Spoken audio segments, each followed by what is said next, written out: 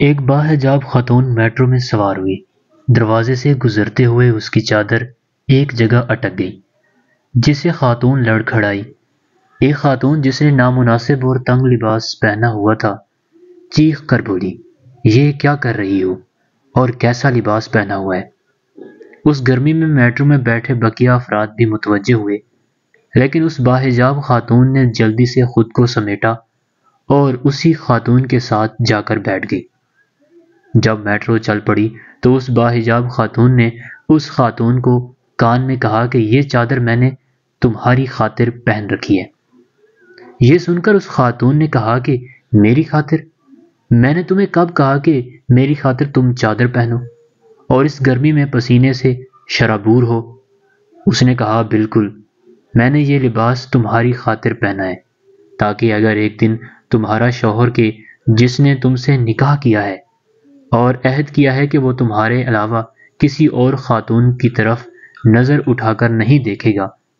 کبھی تم سے بے وفائی نہ کرے اور میری طرف متوجہ نہ ہو، کبھی میرے حسن کی طرف مائل ہو کر اس کا دل تم سے اچاٹ نہ ہو اور تمہاری ازدواجی زندگی خراب نہ ہو، اس کی توجہ فقط تمہاری ذات تک محدود رہے، اس لیے میں نے اپنے اوپر سختی کر کے تمہارے گھر کو محفوظ کیا ہوا ہے۔ میں گرمی کی شدت میں بھی اپنے جسم کی نمائش نہیں کرتی تاکہ کوئی مرد اپنے گھر کی خواتین سے خیانت نہ کرے، اور یہ مت بھولو کہ میں بھی تمہاری طرح عورت ہوں، میرا بھی دل کرتا ہے کہ لوگ میری تعریف کریں،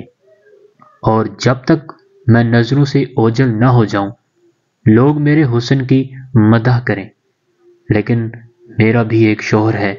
جس سے میں خیانت نہیں کرنا چاہتی، کیونکہ میری نظر میں مجھ پر فقط میرے شوہر کا حق ہے اور میں اس حق میں خیانت نہیں کروں گی۔ اگر اس عہد میں وفا کرتی ہوں تو میرا شوہر بھی مجھ سے کبھی خیانت نہیں کرے گا اور کسی خاتون کی جانب نظریں اٹھا کر نہیں دیکھے گا،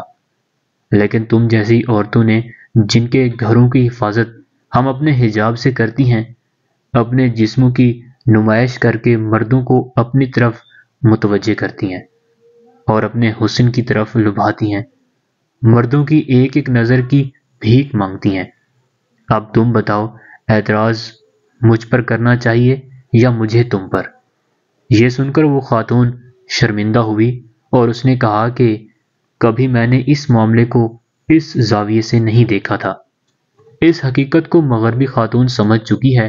اور وہ حجاب جیسی نعمت کو درک کر کے